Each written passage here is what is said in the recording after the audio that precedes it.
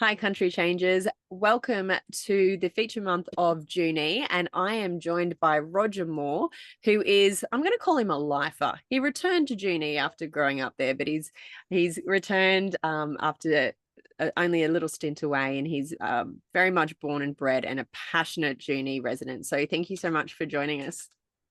Thank you.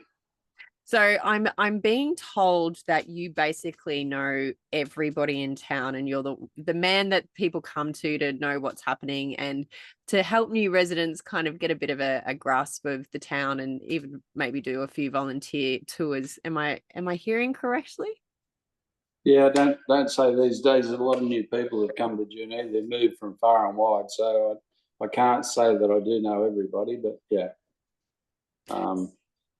Living in a small country town, you do tend to know a lot of people. Yeah, look, and we were talking off this recording just before, where so many people have moved into the Riverina and Junee after COVID because they're wanting to have that beautiful country experience, but also work. You're a businessman. You come from, your dad used to own the local Ford dealership, and then you took that over for a few years. How have you seen Junee's landscape change in that time? I think the beautification of the town, the council taking a leadership role in developing parcels of land for people to build houses. The infrastructure of the rail has certainly made a big difference. We've also had two big employers. The local abattoirs is the reason why you can't rent anything in Junee. They have grown unbelievably. Every year they spend hundreds of thousands of dollars increasing their business. And the Junee Correctional Centre stabilised Junee after we lost 500 men. Basically worked at the locomotive roundhouse back in 92, I think it was. 93 the jail started being built, and 94 the first privately run and built jail in Australia. Correctional centre, I should call it. But it's just changing over now back to the government. So that's interesting to see how that will go and how that'll affect Junee. Yeah, right. I didn't actually know that was actually happening. So we've got, what I might do is just share my screen so people can see who aren't familiar with where Junee is. So Junee, of course, is in the Riverina region. So if we use this as a reference point, we've got, oh no, I've zoomed out too far. We've got Junee here. Canberra. What does it take you to drive to Canberra? It's not quite 2.5 hours. Yeah, and Sydney is about 4.5 at a guess. Yeah, we're exactly halfway between Sydney and Melbourne. We're in the old 300 mile either way. Ah, there you go. So, actually, it's 5 mile longer going to Sydney than coming back because of the Bethungra spiral. Coming from Sydney to Junee, you go straight through the tunnel, so it's a little bit quicker. Who figured that out? Only people would do that. My grandfather was a steam train driver. And, he was around when all that was built, and he passed that information on to my dad. And my dad was a great communicator. He a lot of the stuff I'll tell you is probably just repeating what he told me. Yeah, I love that. And that's a really special part of, I think, retaining the heritage and culture of regional towns such as Junee as well. There's a town you'd be familiar with out of Junee called Old Junee. Old Junee was where Junee was supposed to be.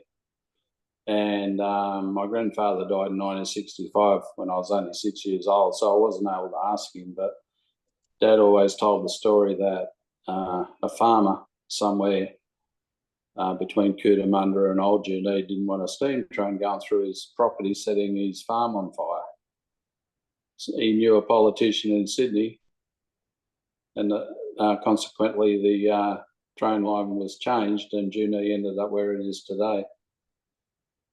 Yeah, well, but I just had to Google where Old Junee was because I wasn't actually familiar. And when you look at the gradients and drive from Cootamundra out through Junee Rees to Old Junee, the cost, and that's what my grandfather was upset about, and the costs that added to the taxpayers to do the spiral through Bethunga was enormous back in those days.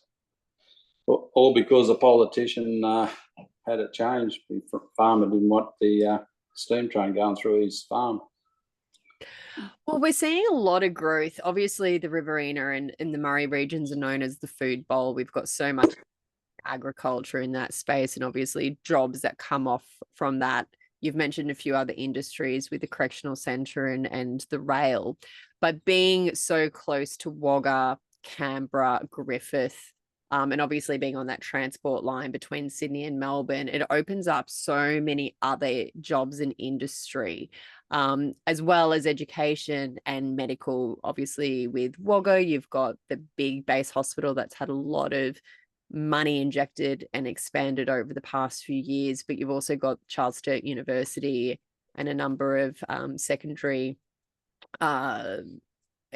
state private schools, both in Junee and Wagga itself. How would you, if someone had never been to Junee, how would you describe what's on offer for a new person who might be interested in a country change? I think you hit the nail on the head. A lot of people I talk to that come to Junee and buy in Junee are from Sydney, Canberra, especially the western suburbs, the southern highlands that come into Junee, people from Canberra. Just they're getting crowded out and they're looking for more space, basically. But the fact that we're 20, 25 minutes from Wagga, and you hit the nail on the head with the hospital that was way overdue, and it's not until you need the services you realise the area that Wagga services. And our son he's now 32 or 3. When he was 6 months old, he was in hospital, and the people there with children were from all over, far and wide. Hay, Hillston. It really opened my eyes up to the area that Wagga services, and particularly for the cancer care, palliative care in Wagga. People come from a long way to go there. So Junee is advantageous where real estate is a little bit cheaper.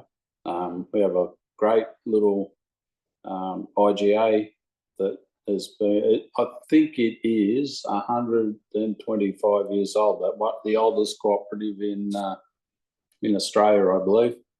And people can still get all the medical services in Wagga, and they're only 20 minutes away in Sydney. Some people have to drive an hour or two to get to their medical attention, medical care. Yeah. And what's it like running a business in a regional town? Because having run my business in regional Australia since it started 14 years ago, I know my friends who live in the cities are even surprised I'm still in business, because they just go, is there enough work in regional Australia? I'm sure you've probably heard similar things. What's your response to some commentary like that? Yeah, it's actually some of my thoughts today. I was looking at a plaque that in 1972, Ford, the marketing manager there, started up a presentation. If you had 25% market share, they had an awards night, and if you got 25% of your market, you were doing very well, because now Ford's market share is probably nationally only about 7 or 8%, I think. I'd have to check. I'm been way out of touch but my best was 92% in 92. And if you looked after the local people, they looked after you. Yeah. You just gave good service and you were honest with people and looked after them. And I think the other advantage of small business is that when you want to employ apprentices, you know the families and you know the people, and that helps a lot. So, yeah, I think that's probably the biggest difference between not knowing people in a big $3 or $4 or $5 million, 5 million population Sydney, as against 4,000 or 5,000 population in Junee. Yeah, well, I think the population of Junee, I think it's 6,500 from the last census.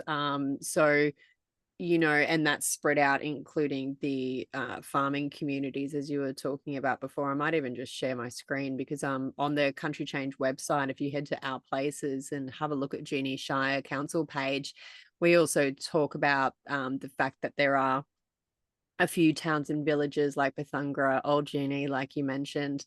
And this is a video we shot a few years ago, and it is one of my favorite videos. This cow was the friendliest cow I've ever known. It was just like a dog. So it's very cute to watch that.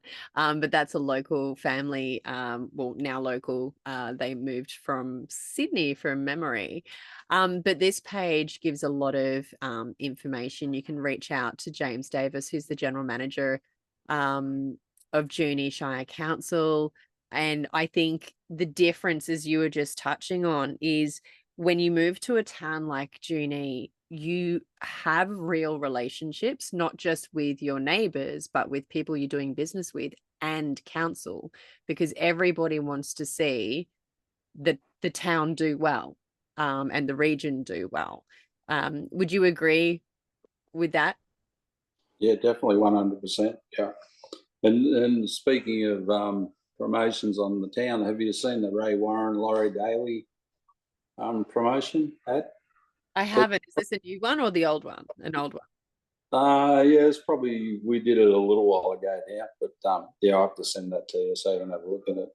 I think that was when I first moved to Wagga. So we're talking about 10 years ago, or is there something? Would probably be that. Yeah, I have seen that one. Oh gosh, completely forgot about that. I'll have to now post that link in the social commentary so people can see what we're talking about with that one. But it does give a good overview of Junee with the Roundhouse, the Monte Cristo Licorice Factory, Railway Square. Junee has a lot to offer from that point of view, from a tourist point of view as well. Absolutely. And it's, as you said before, really pretty, but some really strong tourism destinations. You mentioned the Junee Chocolate Licorice Factory. That's been around, gosh, over 12 years from memory. Yeah, Neil and Coral came here in, I think it was 2000. Oh gosh, there you go. 24 years. Yeah. Yeah, and they're still expanding. They've just done some more renovations, and the place looks fantastic.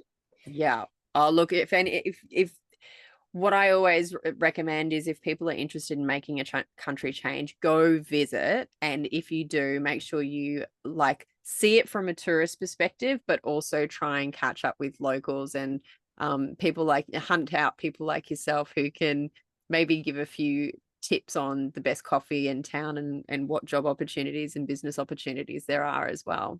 Actually, you reminded me of a chap and his wife came to the licorice factory, because next door I've got an old shed with about 30 or 35 old classic cars in there, and this chap was calling in for coffee on a Monday, and we got the regional map out like the one you just put up, and I said, go to Coolman, to the cheese factory, the little fire station, and I said, and then the canola way goes to Temora.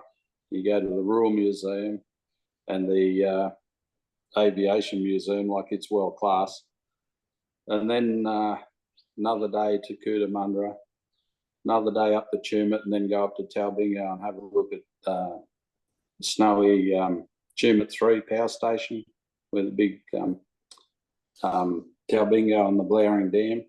That was on the Monday, and we talked about the caravan park, or there's a couple of places around town like the golf club and the services club where you can, for a very small fee, you can camp.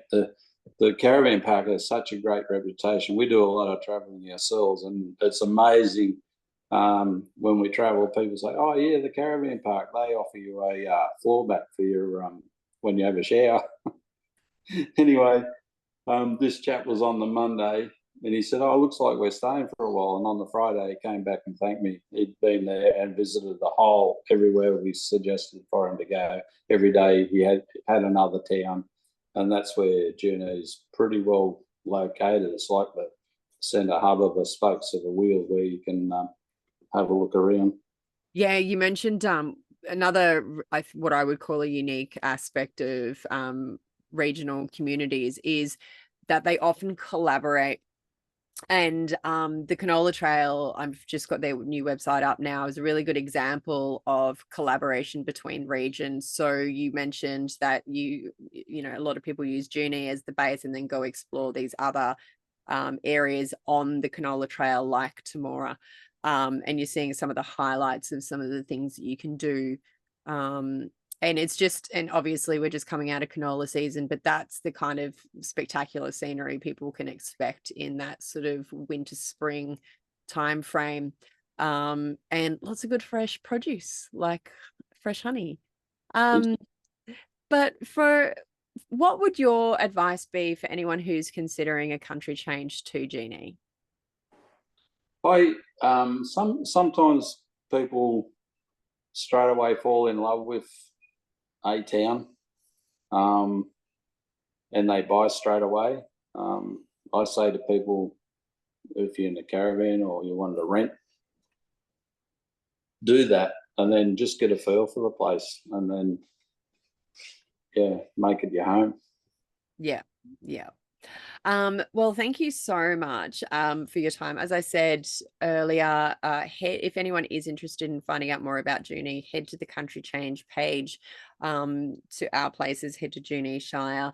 There are details there for James Davis if you want to reach out to him and ask.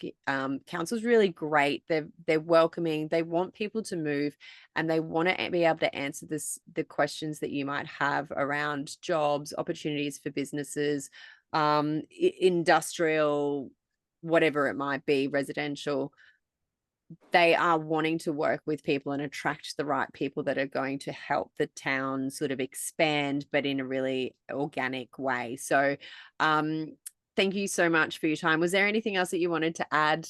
Just on that, I'd like to back up what you said about the local council. They've been very, very helpful to anybody that comes to town.